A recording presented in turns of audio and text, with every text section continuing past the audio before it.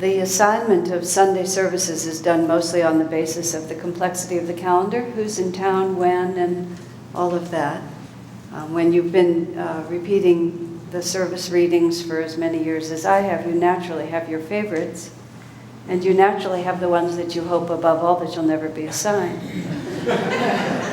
I think Adam and Eve is way at the bottom of the list of every single sermon giver's, whoever wants to go there.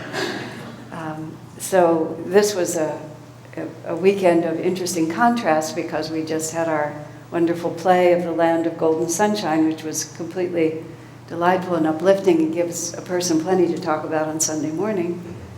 And then there's good old Adam and Eve poking their heads on the other side. But very interesting correlations have come to my mind, which are either going to prove disastrous or interesting, so we'll just set out and see which way we go. There is that line in the Bible. And of course, Master says that the Adam and Eve story is a very interesting and subtle allegory, completely tied to what Biraj and Erica were chanting about with the Irda and the Pingala and all of the internal energies. But there's also that simple line in there that Adam and Eve ate of the fruit of the tree of life planted in the center of the garden, and they gained knowledge of good and evil. And of course, that's been way spun out into sexuality, which is evil, and all of this. That's why the Adam and Eve story is not a popular. If you have a choice, if you're going to get to choose, you don't choose it, because it's just a little complicated to embrace in a public forum. So, but the way Swamiji talks about what Adam and Eve perceived as good and evil is what they perceived was duality. That what happens is we are in the singularity of spirit, but then what happens to us is that oneness of spirit gets divided. And good and evil is the obvious way to say it, but everything about this world is in pairs. And because of that feeling of always being only half of what we know we're meant to be, that is the whole long story of the soul's journey. Once that essential unity is broken, and in this allegory it's because they ate of the tree, which is really to say that they looked outward. They looked outward for their life experience and began to find, as we all find, as all babies find, you look outward from your experience and there is this immediate experience that you can have. Little children are reaching and grabbing. I watched little Leah Mahoney when she was about 2 minutes old reach up and grab the enormous hand of her father, Chaitanya. I mean, the baby's hand was so small, and the little baby grabbed a hold of her daddy's thumb, and at that point also just grabbed his heart and held it like that, forever. But it was also just astonishing to me, just how fast she went out like that, and the strength with which she gripped, and the whole cycle that you could see starting once you begin to feel yourself to be separated. And if we think about everything that we do in our lives, we're always looking for that point of satisfaction. And of course, the most dramatic place that we see it is the duality of male and female, and what turns into the physical impelling desire. Whatever form that takes, it's that fundamental feeling that there has to be another half that I'm looking for. Now, Swamiji also writes about this whole concept of the inner kingdom. And he talks about how every one of us is this whole kingdom within ourselves with all of these different citizens that all have different attitudes. Each one, as he describes, a complete personality and world in itself. All of them are tied together by the ego, but we have, as he puts it, he says, we have certain citizens that are working for the good of all. These are all internally. These are our loving impulses, our compassionate impulses, the desire to meditate. We have the welfare of the whole civilization in mind, and we move toward it. And then we have other citizens within us, anger, greed, jealousy, loneliness, all of those, envy, all of the meannesses of the heart. And they're so busy working for themselves, they don't have any idea, really, what is for the good of all.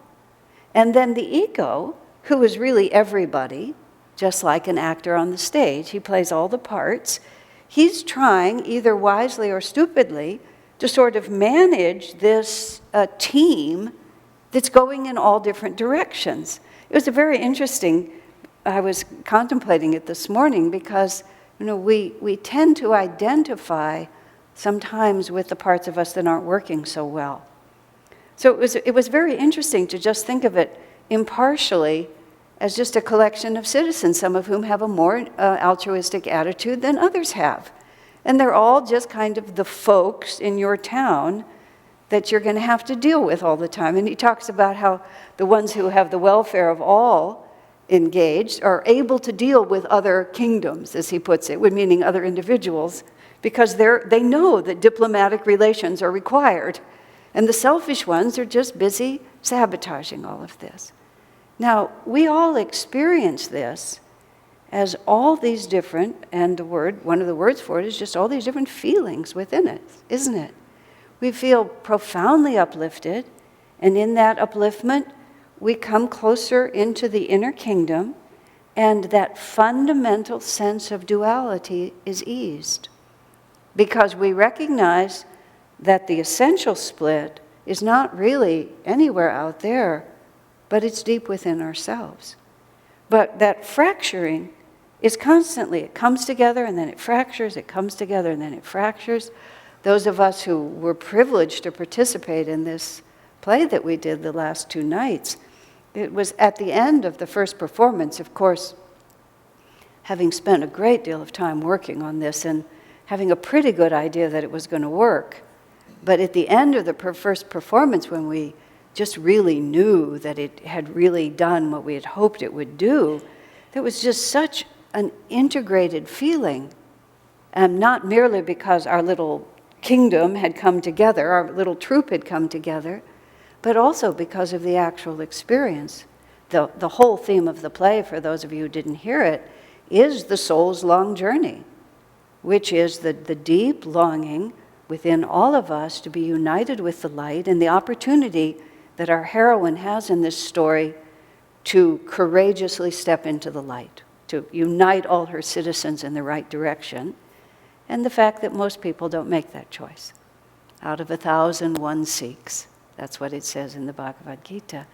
So the second night we were doing this, Marcel was sort of urging us, to go right back into that sense of complete and calm unity, and then bring that out again when we performed it again. Now, I'm now going to sort of try to tie what I learned from Adam and Eve a little bit into the experience of working on that play and other things that I've been learning in the last 6 months about art and creativity. It's the things that the characteristics of this path of self-realization, as Yogananda and as Kriyananda have given it to us, are not arbitrary or accidental. There are many unique features, starting with Master himself, that were not common in many avatars and saints that came ahead of time. It's part of Dwapara Yuga. It's also part of the unique characteristics of this family.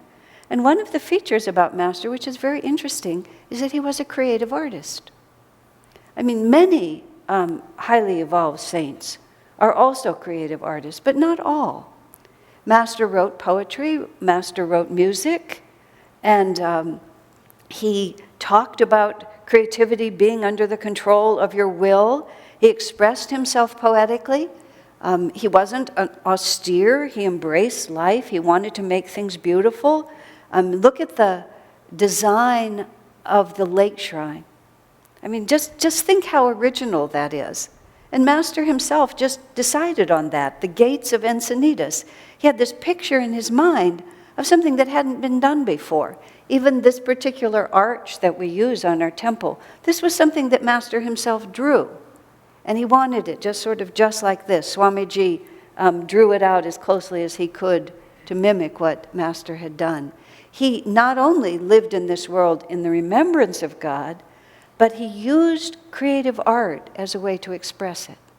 And Swami Kriyananda is just breathtaking in his creativity. You can't compare yourself or even begin to, because there's nothing to compare to what Swamiji has done. 150 books, 400 pieces of music, thousands of photographs, architecture, and his greatest art form is all of us.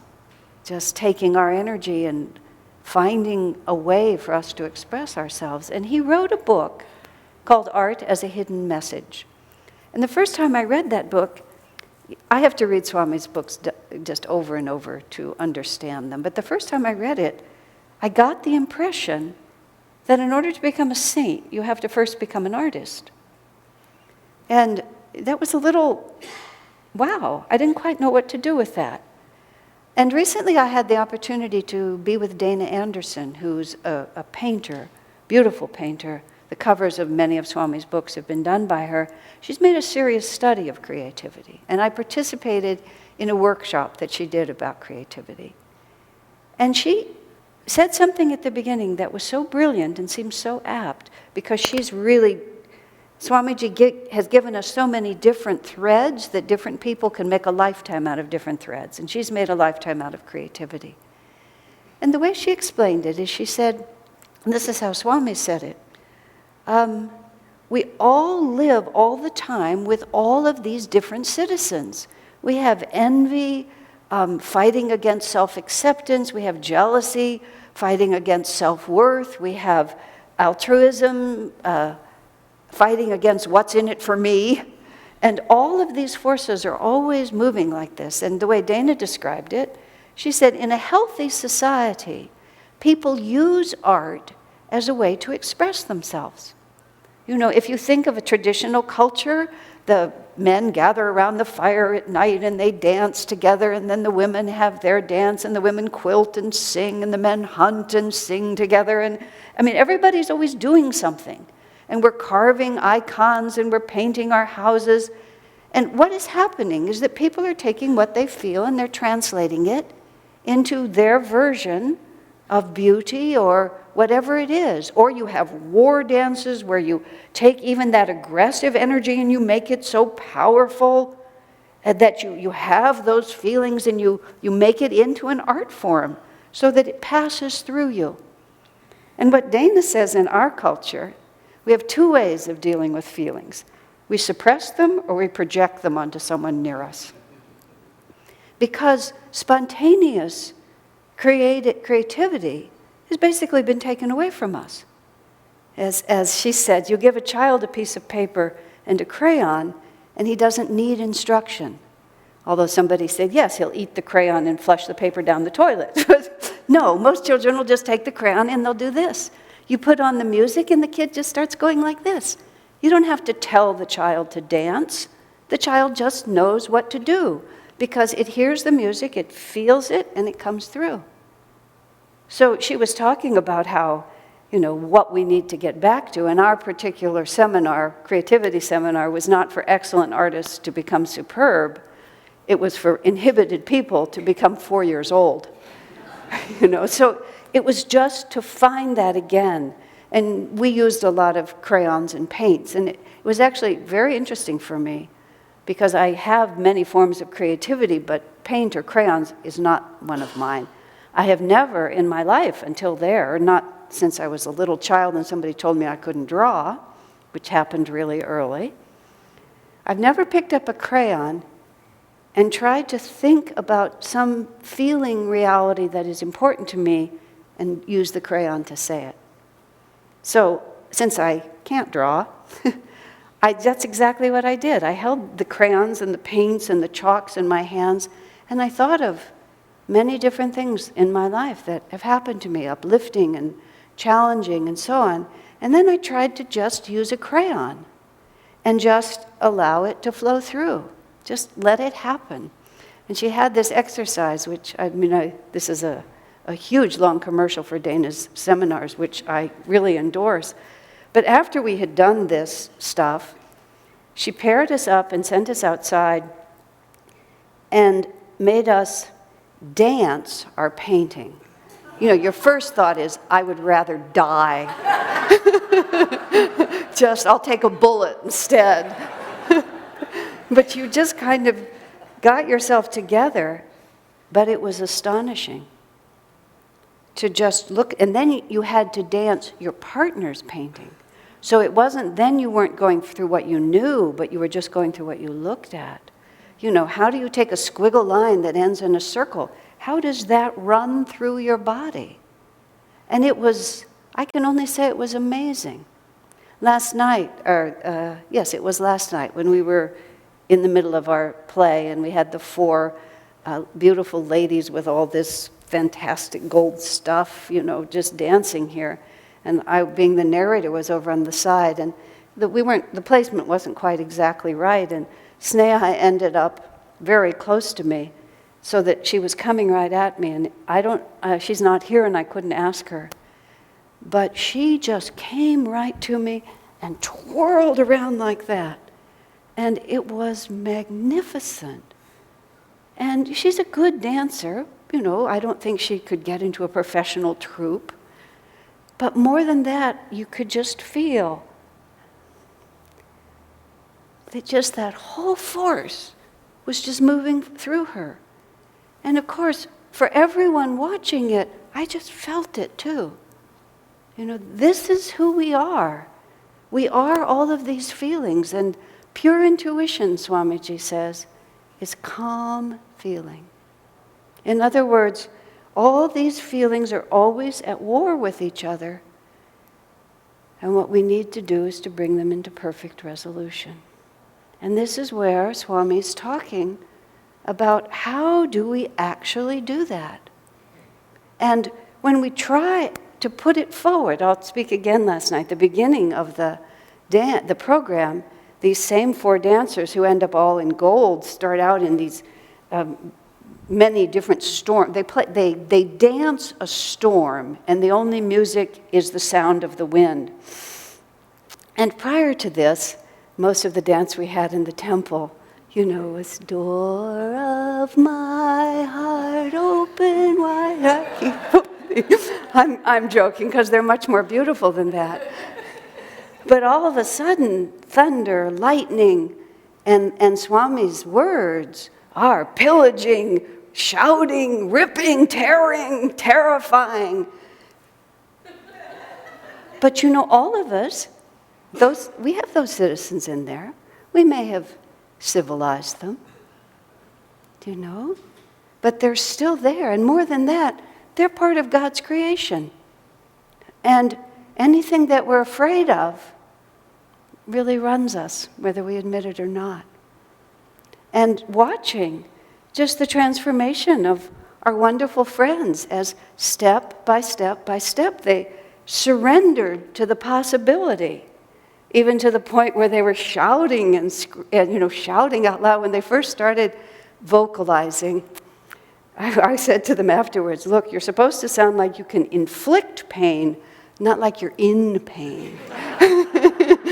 But it was just so hard to allow that much energy, because we only have two ways of dealing with energy in our society. We suppress it or we project it.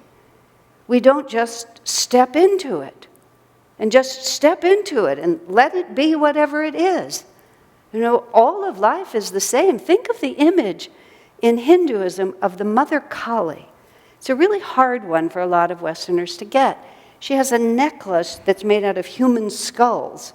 And this is why the Christian missionaries had a really hard time understanding what was going on in India when they got there. Oh yes, here's, a goddess, and she's hideous. She has a red tongue sticking out. She has this big black hair. She's holding a sword like this, and she's wearing a garland of skulls, or maybe it's hanging from her waist, I don't recall. But, she's not pretty. Really not at all pretty. And we have two ways of dealing with our feelings, don't we? We either suppress them or we project them. We don't deify them. Now, I'm not a worshiper of the dark side, and yoga doesn't speak of how we really get over things by projecting them. You don't just scream at the people you hate. That's different. But what Kali personifies, and with that skull, with one hand she has a sword, and with the other hand, she's blessing. And I understood Kali once when we were in Calcutta during the Kali Puja, the Kali festival, when every neighborhood had a huge Kali statue somewhere, and we were out on the street, and we were in a crowd, and the crowd kept kind of backing us up until, unbeknownst to me, I was about this far away from this humongous Kali statue, and I didn't know. And I turned around, and she was basically leering over me like this. And I just sort of looked at her, and I said to her, "Who are you? What are you doing here?" And what came to me so perfectly, and just in that moment, was there had to have been a human instrument for Kali. Somebody saw Kali. And that's what I felt. I felt like some great saint, like Paramhansa Yogananda, who came with a true message, had this vision of reality and all these different citizens within us, in our inner world, where you see God as chopping your head off and blessing you at the same time. So she put it into this creative form. And you look at it, and it begins to communicate on a very, very, very different level. It just begins to communicate who I am, what I'm supposed to do with all of this, how all of these dualities eventually reconcile. We don't get to that freedom, but there's no shortcut to it. We're a plant, and we're growing. I've talked about that before. We have these fruit trees in our community now, and I'm nurturing this little fig tree and this little orange tree and this medium-sized apricot tree, and just really trying to persuade this little fig tree that is about this big. He lives about 10 feet from a fig tree that is about half the size of our house. And I'm not sure whether it's discouraging to him or encouraging. I really don't know. So I talked to him about it. You can do it. You can do it. But there's no way that tree can skip any of those stages. And we, with all these mental citizens, we're just hoping that some of them will lose their way. But they won't lose their way because they're all tied in with us. And we just have to figure out how to bring them all into an understanding. And Master giving us, and Swamiji even more strongly giving us, sing, dance, do theater, write poetry, publish books. Just take all of this that you know and put it out in front of you. Because in doing that, you begin to understand who you are, what you feel. There was a time in Swami's life when he first met Rosanna Golia, the woman he married in the 80s. He was married to her for about 6 or 7 years. She was younger than he was, and when they first met, Swami had a very strong understanding of where this was going to go. And he remarked very interestingly, he said, it's a little harder for her to get used to. And then Swami said it so simply, I am accustomed to following my heart. And he said, no matter how it may look, she was caught in their age differences, their cultural differences. She overcame all of that in time. But for him, it was no obstacle. But what a phrase. I am accustomed to following my heart. You wouldn't just sort of see Swamiji with that phrase most commonly, because he had such a brilliant mind and such a strong will. You don't think of, usually when you hear that phrase, you think of someone who's a lot more airy-fairy about it, just following their heart here and there. But Swami just said it with that much strength, because he had been working for many incarnations to just bring this duality into one. So the heart itself was a place of unity. The heart is where those feelings reside. The heart is where they do battle. Swamiji said on another occasion, we think that the art of meditation is calming the mind. He said it's actually calming the heart, because the heart is where all those citizens fight. Because it's the feelings, the agitated feelings, that cause the mind to be restless. And this is where the idea of finding wholesome creative outlets for all those feelings then brings the heart into line. And then when the heart is into line, then the citizens are in order. Many years ago, this woman, Sherry Edwards, she had this healing method that was based on sound. And it was a tremendous power that she herself had been given, which she tried to objectify without any success. But Swamiji was fascinated by what she did, and he brought her to Ananda, and for months we had her little sound machines, and people were buying them and adjusting them, and let's just say the results were mixed, and eventually the experiment was abandoned. At the end of it, after months of this, she said very casually, "Oh, you don't need any of these machines because you chant and sing." Just like that. Why did Master give us those chants? And Master, it's interesting to note, changed the style of chanting. He didn't pick up the traditional Indian style of just repeating the names of gods in all these different ways. He gave us poetry. He gave us meaning. He gave us ideas so that not only are we having the power of melody, but we're also having the power of the affirmation.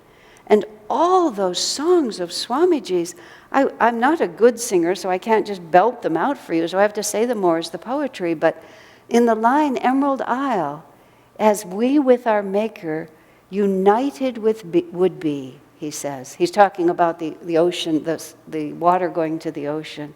As we with our Maker united would be. And then he changes it, as we with our Maker reunited would be. I was just feeling that. This is just 2 lines from one of the hundreds of songs he's written. But we would be united? Oh, because united makes us feel that darned Adam and Eve duality, doesn't it? I'm separated, I want to be united. And that's why we're pushing in all directions. But then Swami takes it just one step farther. Oh, the separation itself was an illusion, wasn't it? And just singing those 2 lines over and over, there's a whole lifetime of teaching right there, isn't there? And last night our play ends with the song Why. And then into her heart stole the secret of oneness. The bond not even time can untie. What does that mean? That means that all of this endless, where we're together, we're apart, we're together, we're apart, we're together, we're apart, humanly, divinely, finally, there it is. And then, in love, she at last learned why. It all resolves so beautifully, doesn't it? That's our journey. Reunited with our Maker. God bless you all.